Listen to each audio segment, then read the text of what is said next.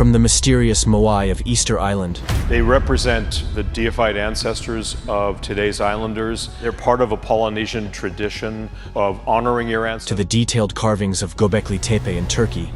What he discovered was mind-blowing. After discovering the first T-shaped pillar buried at the site, he soon found more of these massive structures. Ancient structures exist that defy our understanding of the past.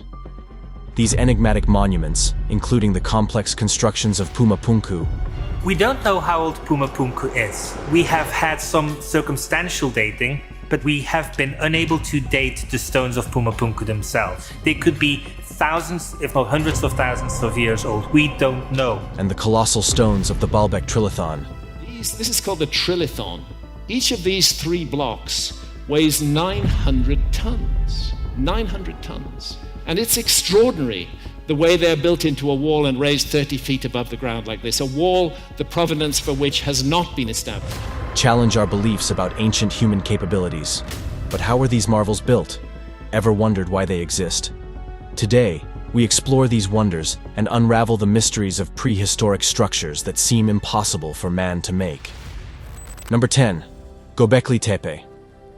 Göbekli Tepe stands as one of the most mystifying archaeological discoveries, shedding light on early human societies long before the establishment of agriculture. Located in southeastern Turkey, this site features massive stone structures dating back to the 10th millennium BC, making it one of the oldest known temple complexes in the world. Constructed over a period that spans roughly 1,500 years, Göbekli Tepe consists of numerous circular and oval-shaped structures. These structures are defined by large T-shaped limestone pillars, some of which tower at 18 feet high and weigh up to 10 tons. Each pillar is intricately decorated with reliefs of animals and abstract symbols, showcasing an artistic sophistication that is unexpected for such an ancient time. The layout of Göbekli Tepe suggests it served as a ceremonial or ritual site rather than a settlement. This is supported by the absence of domestic refuse, typical of a residential site, and the predominance of ceremonial artifacts. Each circle contains 2 taller central pillars surrounded by smaller ones, forming what might be considered a sacred or communal area. Intriguingly, the people who built Göbekli Tepe were pre-agricultural hunter-gatherers, not the settled farming communities traditionally associated with such monumental construction. This fact challenges the long-held notion that the development of agriculture was a prerequisite for building complex societies. Instead, Göbekli Tepe suggests that ceremonial activities may have played a significant role in organizing and motivating early complex social structures. The engineering feats involved in creating Göbekli Tepe are remarkable. The stone pillars were hewn from nearby quarries using only flint tools, as metalworking had yet to be developed. These stones were then transported, likely through a combination of rolling on logs and dragging on sleds, to the site, where they were erected in pre-dug pits and stabilized with rubble. This required sophisticated planning and coordinated human effort on a scale not previously documented for this period. The carvings on the pillars depict a variety of animals, including bulls, foxes, lions, and birds, which are interpreted as having spiritual or totemic significance. Some scholars theorize that these carvings represent constellations or astrological symbols, suggesting that early humans might have had a complex understanding of the stars, which influenced their religious practices. One of the most puzzling aspects of Göbekli Tepe is its intentional burial. Around 8,000 BC layers of soil and stone deliberately covered the site, preserving the pillars in nearly pristine condition until their rediscovery. The reason for this burial remains a subject of debate, with theories ranging from a ceremonial closure of the site to a protective measure against invasions or natural disasters. Number 9. Gornaya Shoria megaliths. Scientists discovered a prehistoric structure that was impossible for man to make. In the remote forests of southern Siberia, within the area known as Gornaya Shoria, lies an array of massive stone blocks that have baffled researchers and historians alike. These gigantic formations, often compared in magnitude to the famous stones of Baalbek in Lebanon, consist of several rocks that are extraordinarily large, with some estimated to weigh over 3,000 to 4,000 tons. The Gornaya Shoria megaliths are situated in a region characterized by harsh climates and rugged terrain, which makes access and detailed study challenging. The stones themselves exhibit straight edges and precise angles, suggesting a level of intentional shaping that is not typically found in natural rock formations.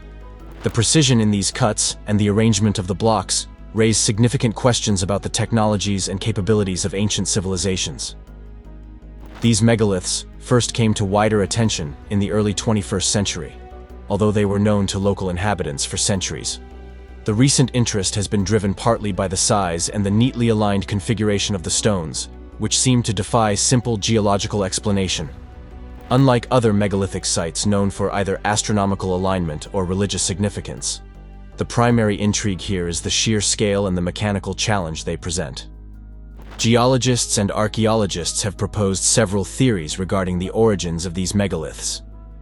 One perspective suggests that these could be natural formations, created by intense geological forces. The area is known for its significant tectonic activity, which could theoretically result in such large blocks being formed and moved into position through natural processes. This theory aligns with observations of similar, albeit smaller, structures in other tectonically active regions of the world. However, the counterargument is the appearance of precision in the way these stones are cut and aligned. Some researchers argue that their smooth surfaces and angular dispositions do not entirely align with typical natural rock formations, which are usually more irregular and randomly oriented. This has led to speculation about human or even pre-human involvement in shaping and placing these stones, suggesting a lost civilization with advanced stoneworking technologies. Adding to the mystery is the lack of any known tools or remnants of human activity associated with the site. No significant archaeological artifacts, such as tools, have been unearthed in the vicinity, which could definitively point to human involvement. This absence makes the human hand theory difficult to prove, but also hard to completely dismiss, given the organized appearance of the megaliths. The debate over the Gornaya Shoria megaliths is emblematic of broader discussions in archaeology about the capabilities of ancient cultures. It challenges our understanding of prehistoric peoples and the extent of their technological achievements. If proven to be man-made, these megaliths could signify not only a profound architectural feat, but also a significant revision of human history as it is currently understood. Number 8. Puma Punku. Puma Punku, a part of the ancient archaeological site of Tiwanaku near Lake Titicaca in western Bolivia, is an incredible testament to the architectural skills of its creators. This site predates the Inca civilization, dating back to roughly 600 AD, yet the complexity and precision of its stonework continue to awe modern engineers and historians alike. The stones at Puma Punku are not just massive, some of them weigh well over 100 tons. Yet what is even more astounding than their size is their precision. The stones are cut with such exactness that they interlock with each other without the need for mortar. These blocks, many of which are H-shaped, have complex interlocking joints that are cut with high precision. Archaeologists have found that the material used to build Puma Punku was andesite, a type of volcanic rock. It's important to note that andesite is an incredibly hard rock, yet the builders of Puma Punku managed to carve it with straight lines and sharp corners that suggest advanced engineering techniques. The question of how ancient people accomplished this with tools available at the time remains largely unanswered. The layout of Puma Punku is also a marvel of architectural planning. The complex is organized in a highly regular formation, suggesting advanced knowledge of geometric principles. This sophistication is seen in the uniformity and modular design of its construction, which resembles a modern engineering approach more than traditional stone stacking seen in other ancient constructions. One of the most intriguing aspects of Puma Punku is the precision with which the stones are aligned. The structures have been positioned to align with astronomical phenomena. For instance, the Gate of the Sun, another structure in the Tiwanaku site, is famous for its astronomical alignments, suggesting that Puma Punku may also have served important celestial observation purposes. Researchers believe these alignments were used in agricultural calendars, which governed the sowing and harvesting cycles essential for the survival of the Tiwanaku people. The technology to transport the massive stones to the site adds another layer of complexity to the mystery of Puma Punku. Some of the stones used at Puma Punku were quarried more than 10 kilometers away. Transporting these stones to the site, especially considering the altitude and rough terrain, is an engineering feat that even today's standards would find challenging. Moreover, the culture that built Puma Punku disappeared, leaving few records behind. The lack of written documentation makes it difficult for researchers to understand fully how and why this complex was constructed. Theories range from astronomical observatory to ceremonial center. Yet without definitive evidence, much of Puma Punku's purpose remains speculation. In addition to its architectural and engineering achievements, Puma Punku is a site filled with cultural significance. It is part of the larger Tiwanaku site, which is considered sacred by many Andean peoples. Number 7. Dolmens of North Caucasus. Nestled in the mystic mountains of the Western Caucasus, spanning across 12,000 square kilometers of Russia and Abkhazia, lie the enigmatic dolmens of the North Caucasus. These prehistoric stone structures, dating from the end of the 4th millennium to the beginning of the 2nd millennium BC, represent an architectural marvel that has baffled historians and archaeologists alike. Constructed from precisely dressed large stone blocks, the Caucasian dolmens exhibit a level of masonry skill that seems nearly impossible for the era. These stones were meticulously shaped into 90-degree angles for corners or curved for circular structures, resembling the great megaliths found across Eurasia, from the Iberian Peninsula to the far reaches of India. The dolmens, mostly rectangular and sometimes round, feature a portal in the center of the facade. These portals, primarily round but occasionally square, suggest an advanced understanding of architectural design and stone carving that challenges our understanding of prehistoric engineering. In front of these portals, there typically extends a court, possibly used for rituals, outlined by high stone walls which enclose the sacred space. Approximately 3,000 of these megalithic monuments have been identified, but with each passing year, more are discovered, and sadly, some lost to time and neglect. The intricate carvings on these dolmens, vertical and horizontal zigzags, concentric circles, and the symbolic representations of breasts above the columns of the porthole, add to the mystery and the beauty of these ancient structures. One cannot help but wonder how these massive stones, some weighing up to 200 tons, were transported over 35 kilometers from Rumikolka to their final resting places in the high Caucasus terrain. The precision with which these massive stones fit together so tightly that not even a piece of paper can slide between them speaks to an advanced technology that seems beyond the reach of their time. The dolmens are linked with the ancient Klinyar community and the Koban culture, known for their metalworking and burial mounds. Intriguingly, a genetic study in 2020 revealed connections to diverse and distant populations, including haplogroups associated with modern Tibetan people, illustrating a possible widespread migration or long-distance connections. Number 6. Baalbek Trilithon. Nestled in the fertile Bekaa Valley of Lebanon, the ancient city of Baalbek contains some of the most massive and mystifying stone constructions ever crafted by human hands. Among these, the Baalbek Trilithon stands out for its sheer enormity and precision, elements that spark debate and awe to this day. The Trilithon refers to a row of 3 stones, part of the podium of the Jupiter Temple at Baalbek, each weighing approximately 800 tons. These stones are among the heaviest ever used in construction, with each block measuring about 64 feet in length, 14 feet in height, and 13 feet in depth. The grandiosity of these stones, paired with their meticulous placement, presents a significant puzzle to historians and engineers alike. The origin of Baalbek's name is rooted in its historical significance, derived from Baal, the Phoenician sun god, suggesting its role as a major religious site. Originally, Baalbek was known as Heliopolis during the Hellenistic period, reflecting its status as a center of worship and culture. The construction techniques behind the Trilithon have eluded definitive explanation. The stones used in the Trilithon were quarried from a nearby site, approximately 1 kilometer south of the temple complex. How these stones were transported to their current location remains a subject of speculation and admiration. Traditional theories suggest the use of rollers, sledges, and possibly wooden cranes, which would have required a coordinated effort of thousands of workers under sophisticated engineering direction. Adding to the complexity, the stones fit together with such precision that not even a piece of paper can slide between the joints. This precision, achieved without the use of mortar, indicates a level of sophistication in engineering that challenges our understanding of ancient technologies. The exact methods used for carving these immense blocks from limestone quarries and then meticulously placing them remain largely theoretical. Some suggest the use of simple machines like levers and inclined planes, while others propose more complex combinations of ramps and mechanical pulleys. The strategic and religious importance of Baalbek grew under Roman rule, when the construction scale and ambition reached its zenith.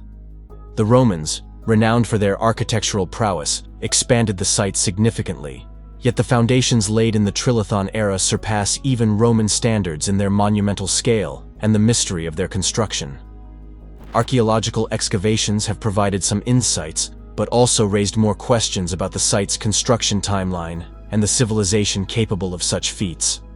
Carbon dating of organic material found at the site suggests that construction activities could date back even earlier than Roman times, pointing to a pre-Roman, possibly pre-Hellenistic civilization with advanced construction capabilities. The purpose of Baalbek, and specifically the Jupiter Temple complex, augmented by the Trilithon, likely transcended the practical, venturing deep into the ceremonial and astronomical. Some researchers propose that the site's layout aligns with key celestial events, suggesting an astronomical significance tied to the religious and cultural practices of the time. Before we move on, here's today's subscriber's pick. Nestled in a remote and rugged landscape, scientists discovered a prehistoric structure that was impossible for man to make.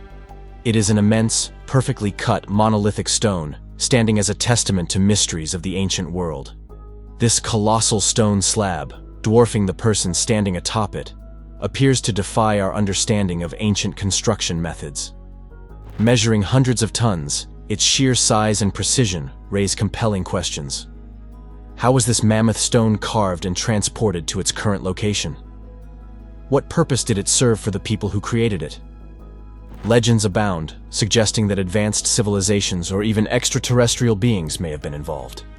The craftsmanship and scale seem far beyond the capabilities of the technology known to our ancient ancestors. This enigmatic monolith challenges us to reconsider the history and abilities of prehistoric cultures. Could it be that we are missing a crucial part of our past? Do you believe this stone is evidence of advanced ancient technology? Or could there be a more down-to-earth explanation? Share your thoughts and theories in the comments below. Number 5. Teotihuacan. Teotihuacan, located in the Valley of Mexico, 40 kilometers northeast of modern Mexico City, is a testament to the architectural prowess and urban planning of ancient Mesoamerican civilizations. Recognized for its monumental pyramids, such as the Pyramid of the Sun and the Pyramid of the Moon, Teotihuacan was not built by the Mexica or Aztecs, but predates them by many centuries.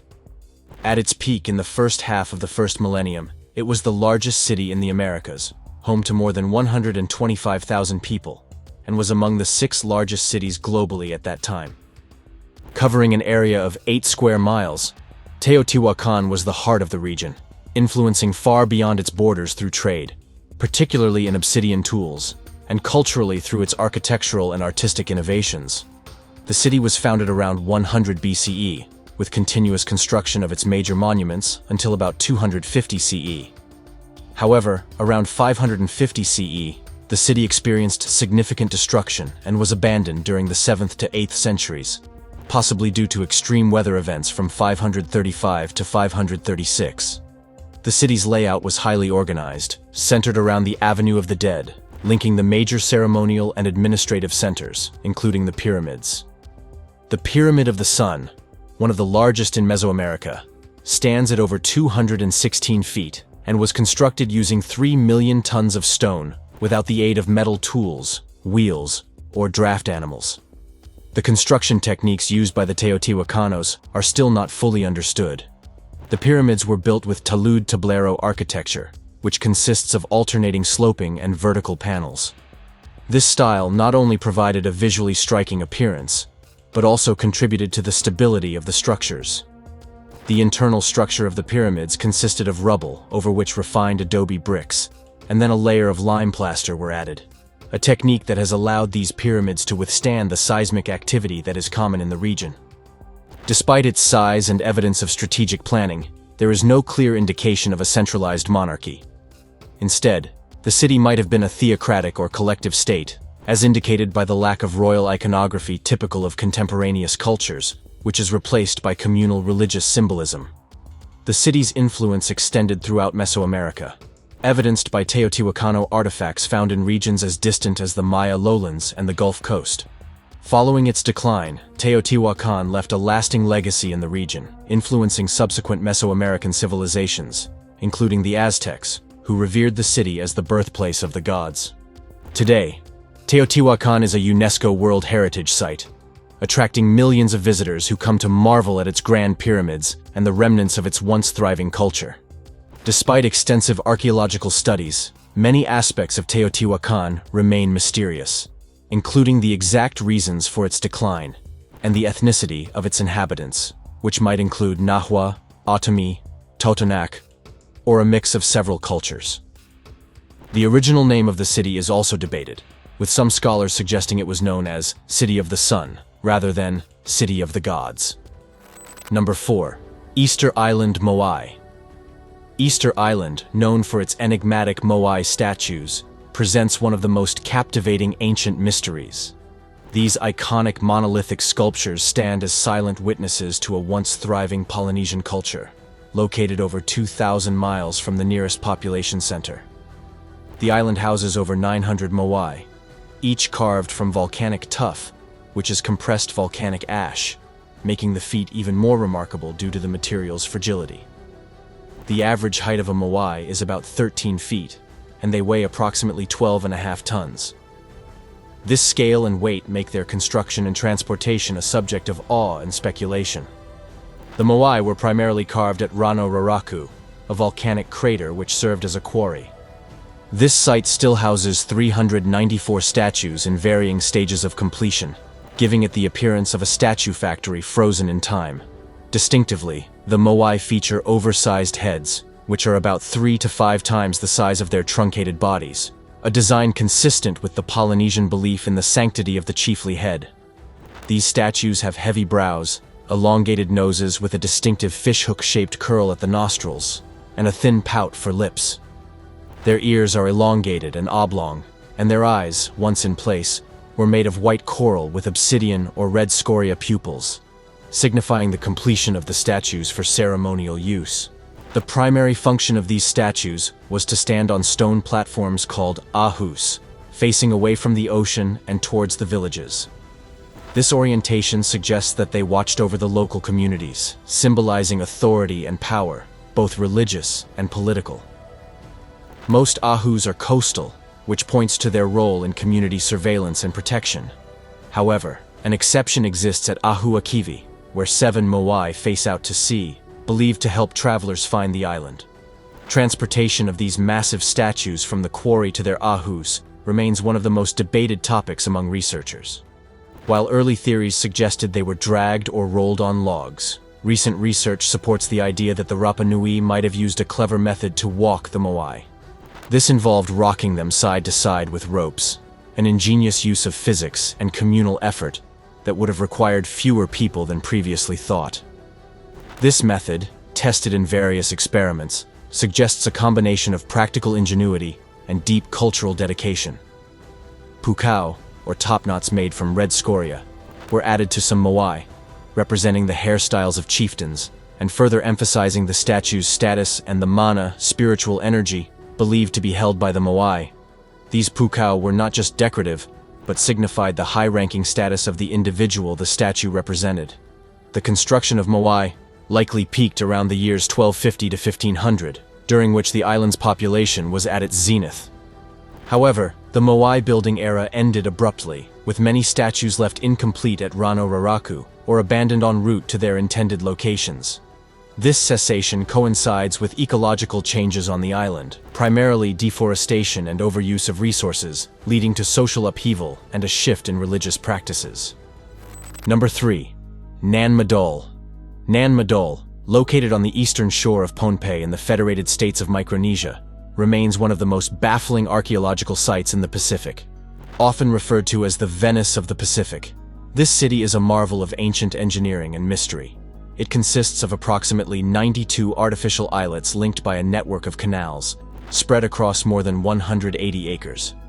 Constructed in a lagoon, Nan Madol's islets are formed by large walls built of columnar basalt and coral fill, a resource that necessitated ingenious construction techniques, given the absence of natural resources like metal for tools. Each islet served a specific purpose, from residences for nobility and temples to spaces for funeral rituals, indicating a highly organized societal structure. The origin of Nan Madol is shrouded in legend. According to local lore, the city was constructed by twin sorcerers Olisihpa and Olosohpa, who came from the western Katau. They are said to have used magical powers to levitate the massive stones. Scientifically, however, the city dates back to the 1st or 2nd century AD, with the construction of the megalithic structures beginning around 1180 AD. This timeline makes it a contemporary, yet distinct development in Pacific Island culture, separate from influences of other known civilizations of the time. The name Nan Madol translates to within the intervals, a nod to the canals that run through the ruins. The original name, Sao Nan Leng, means reef of heaven. This site was the seat of the Sodalur dynasty, a centralized authority that united Pohnpei's estimated population of 25,000 people under one rule until about 1628. The construction of Nan Madol was an astounding feat, considering each of the massive stones had to be transported from various parts of the island and assembled into the tight configurations that remain to this day. The city served as both a political and religious center, controlling the distribution of resources and maintaining order through a complex societal hierarchy. Nan Madol's decline is believed to have begun around 1628 following the invasion by Isokalekal, a hero in local lore who overthrew the Sodalur dynasty. Following the fall of this dynasty, the city was gradually abandoned, its temples and meeting places left to the encroaching jungle and the ravages of time. One of the most compelling aspects of Nan Madol is its isolation from necessary resources. There are no fresh water sources or fertile land on the islets, meaning all essentials had to be brought in by canoe. This requirement suggests a high level of social organization and control, as regular food, water, and material transport would need to be meticulously planned and executed. Today, Nan Madol provides a fascinating glimpse into the past, with its towering walls and idyllic waterways speaking volumes of a sophisticated civilization that managed to thrive in a challenging environment. It stands as a national historical landmark and continues to attract archaeologists who study its extensive canal network and impressive architectural feats. Number 2. Sacsayhuaman. Perched on the northern outskirts of Cusco, Peru, this massive complex soars at an altitude of 3,701 meters. Built in the 15th century under the leadership of the Sapa Inca Pachacuti and his successors, Sacsayhuaman's architectural achievements continue to pose questions about the capabilities of prehistoric civilizations. The structure is famed for its colossal dry stone walls, composed of enormous boulders, cut with such precision that they fit together tightly without the need for mortar. The precision is such that not even a piece of paper can slide between many of the stones. This technique not only highlights the Incas' advanced understanding of stone masonry, but also their ability to manipulate large stones to withstand the seismic activity that frequently rattles the region. The largest of these stones is estimated to weigh nearly 200 tons, and the question remains, how were these stones transported and intricately carved, using the limited technology available during that period? The fortress's strategic location on a steep hill offers a commanding view of the Cusco Valley, a placement that suggests its use as a military bastion. However, the complexity and elegance of the stonework suggest that it also held a significant ceremonial role. The expansive plaza and the grandiose terraces with their zigzagging walls that mimic the teeth of a puma, combined with the site's alignment with celestial events, indicate its spiritual significance to the Inca. The construction of Sacsayhuaman is all the more remarkable considering the tools believed to be at the disposal of the Inca builders. Mainly using bronze or stone tools, the Incas shaped the massive stones with such mastery that the walls have stood firm against centuries of natural disasters. Modern experiments by explorers and architects, such as those conducted by Vince Lee, have attempted to replicate the precision achieved by the Inca masons. These studies involved methods like towing large megaliths over cobblestone roads and meticulously lowering them into place on walls. Despite these efforts, achieving the exactness of Sacsayhuaman's stone joints with our current understanding and replication of ancient techniques remains elusive, further mystifying the methods of the ancient builders. Over the centuries, the site has suffered from looting and destruction, especially during the Spanish conquest, when many stones were repurposed to build the colonial city of Cusco. Today, only the largest stones remain, those too cumbersome to be moved, leaving us to ponder the full grandeur of Sacsayhuaman's original state. In the modern era, Sacsayhuaman has transcended its ancient roots to become a symbol of cultural pride and continuity. It serves as the backdrop for the annual reenactment of Inti Raymi, the Inca festival of the winter solstice, drawing thousands of tourists and locals alike who come to witness the spectacular display of Inca tradition and to pay homage to the engineering prowess of their ancestors. Number 1. Newgrange. Nestled in the lush greenery of County Meath, Ireland, lies Newgrange, a Neolithic marvel older than both Stonehenge and the Egyptian pyramids. Constructed around 3200 BC, this prehistoric passage tomb is a cornerstone of the Bru na Boina complex, a designated World Heritage Site that also encompasses the tombs of Noth and Douth. Newgrange presents a grand circular mound, encircled by a ring of engraved curbstones, some of which display striking megalithic art. The structure itself spans about 85 meters in width and rises 12 meters high, covering an area of 4,500 square meters. Constructed with about 200,000 tons of earth and stone, the material for Newgrange was sourced from locations as distant as the Mournes and Wicklow Mountains. At the heart of Newgrange is a stone passageway leading to a cruciform chamber, the final resting place for both burnt and unburnt human bones, hinting at its use for burial rites. The intricacies of its construction are evident in the alignment of the passage, which captures the winter solstice sunrise through a unique architectural feature known as a roof box. This design floods the inner chamber with sunlight, marking the shortest day of the year and highlighting the tomb's astronomical significance. Archaeologists believe Newgrange served a religious or ceremonial purpose, underscored by its complex artwork and architectural sophistication. The facade, predominantly made of white quartz cobblestones, and the presence of a surrounding stone circle further accentuate its ceremonial importance. The site's historical significance is deepened by its role in Irish mythology, believed to be a dwelling of deities like the Dagda and his son Angus. Mythological narratives suggest that Newgrange was not merely a monument, but a central figure in tales of sovereignty and divinity, serving as a stage where celestial and terrestrial realms merge. Archaeological studies, particularly those led by Michael J. O'Kelly from 1962 to 1975, have played a pivotal role in uncovering the secrets of Newgrange. O'Kelly's reconstruction efforts, especially the restoration of the front of the tomb to facilitate visitor access, though controversial, have helped preserve this ancient structure for future generations. Moreover, the art of Newgrange, with its intricate carvings of spirals, arcs, and geometric patterns, underscores a sophisticated understanding of design and symbolism. These engravings, primarily located on the entrance stone and curbstones, are believed to hold ritualistic significance, serving more than decorative purposes. Thanks for watching. See you in the next video.